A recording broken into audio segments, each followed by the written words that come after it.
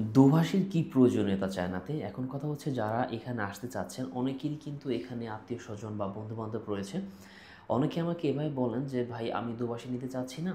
আমার ওইখানে ফ্রেন্ড আছে বা আত্মীয় আছে।" দেখেন এটা সম্পূর্ণ আপনাদের ব্যক্তিগত ব্যাপার। আমি আপনাদেরকে জোর করছি না। হ্যাঁ, তাতে আপনারা আমার প্রতি অবশ্যই খারাপ দৃষ্টিতে দেখবেন। আমি আপনাকে একটা কথা বুঝিয়ে বলছি, আপনার আত্মীয় বা আপনার ফ্রেন্ড যারা এখানে আছেন, আসার পরে হয় কি, আমি আমার অভিজ্ঞতা থেকে বলছি। তারা তাদের কাজ নিয়ে ব্যস্ত হয়ে পড়েন কিন্তু এই যে রুগীটা তার ভরসায় এখানে আসলো, তারা তাকে আর খেয়াল করেন না বা ততটা সময় দিতে পারেন না। এতে করে এই রুগীটা বিপদে পড়ে যায়।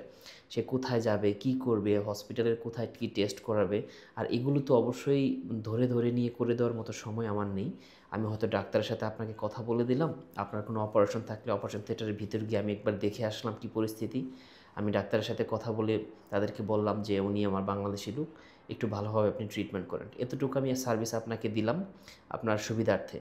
কিন্তু আপনাকে ধরে নিয়ে সমস্ত কাজ করে দেওয়ার মতো এতটুকু সময় আসলে আমার হবে না। কিন্তু যদি ট্রান্সলেটর আপনি নেন, ট্রান্সলেটর আপনাকে সমস্ত ধরনের কাজ করে দেবে। স্পেশালি আপনার ডক্টর ম্যানেজ করা, ডক্টরের রুমে নিয়ে যেয়ে আপনাকে পরীক্ষা-নিরীক্ষা করানো, হসপিটালে ভর্তি করানো, অপারেশন থিয়েটারে নিয়ে যাওয়া, অপারেশন থিয়েটার থেকে নিয়ে আসা, এই সমস্ত কাজকর্ম ট্রান্সলেটর কোম্পানির যারা আছেন ওদেরকে পে করলে ওরা করে দেয়।